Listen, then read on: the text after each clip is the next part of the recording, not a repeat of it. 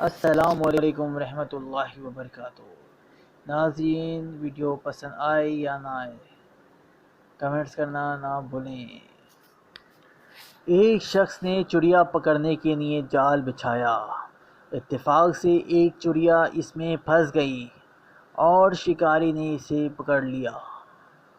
چڑیا نے اس سے کہا، اے انسان، تم نے کئی ہرن، بکرے اور مرغ وغیرہ کھائے ہیں، ان چیزوں کے مقابلے میں میری کیا حقیقت ہے؟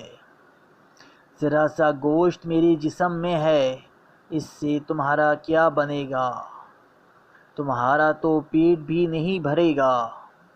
لیکن اگر تم مجھے آزاد کر دو تو میں تمہیں بڑی ہی کام میں آنے والی نصیحتیں کروں گی، جن پر عمل کرنا تمہارے لیے بہت مفید ہوگا۔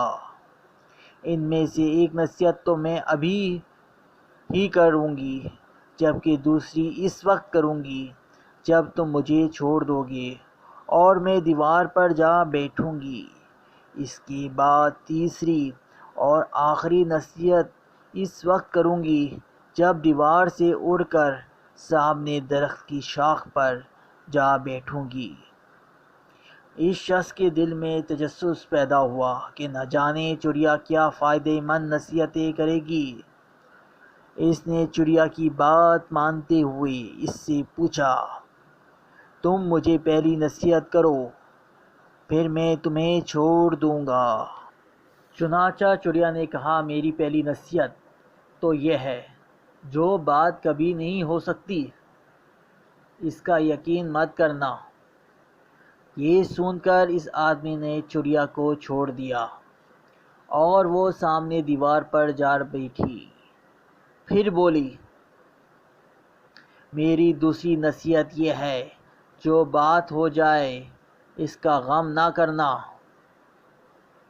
اور پھر کہنے لگی، اے بھلے مانس، تم نے مجھے چھوڑ کر بہت بڑی غلطی کی، کیونکہ میرے پیٹ میں پاؤ بھر کا انتہائی نایاب پتھر ہے۔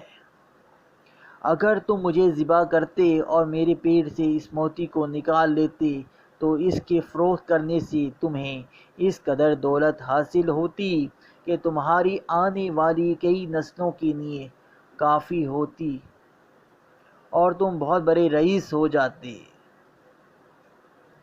اس شخص نے جو یہ بات سنی تو لگا افسوس کرنے اور پچھتایا کہ اس چڑیا کو چھوڑ کر اپنی زندگی کی بہت بڑی غلطی کی۔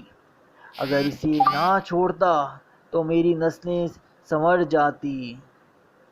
چڑیا نے اسے اس طرح سوچ میں پڑے دیکھا تو اڑ کر درخت کی شاخ پر جا بیٹھی اور بولی،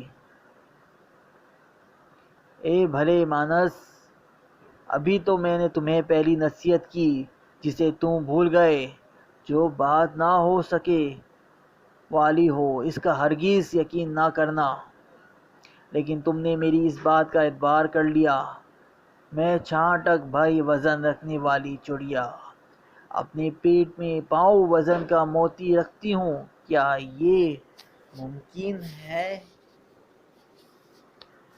میں نے تمہیں دوسری نصیحت یہ کی تھی کہ جو بات ہو جائے اس کا غم نہ کرنا، مگر تم نے دوسری نصیحت کا بھی کوئی اثر نہ لیا اور غم و افسوس میں مبتلا ہو گئے کہ خواہ مخواہ مجھے جانے دیا۔ تمہیں کوئی بھی نصیحت کرنا بالکل بیکار ہے۔ تم نے میری پہلی دو نصیحتوں پر کب عمل کیا جو تیسرے پر کرو گے؟ تم نصیحت کے قابل نہیں۔ یہ کہتے ہوئے چڑیا پھر سے اڑی اور ہوا میں پرواز کر گئی۔ وہ شخص وہیں کھڑا چڑیا کی باتوں پر غور و فکر کرتے ہوئے سوچوں میں کھو گیا۔ وہ لوگ خوش نصیب ہوتے ہیں جنہیں کوئی نصیحت کرنے والا ہو۔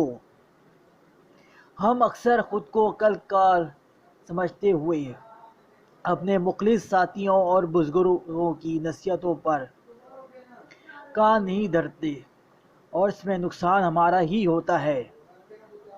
یہ نصیحتیں صرف کہنے کی باتیں نہیں ہیں کہ کسی نے کہا لیا ہم نے سن لیا، بلکہ ندائی اور دوسروں کے تجربات سے حاصل ہونے والے انمول اثاثے ہیں جو یقیناً ہمارے لیے مشکل راہ ثابت ہو سکتے ہیں اگر ہم ان نصیحتوں پر عمل بھی کریں۔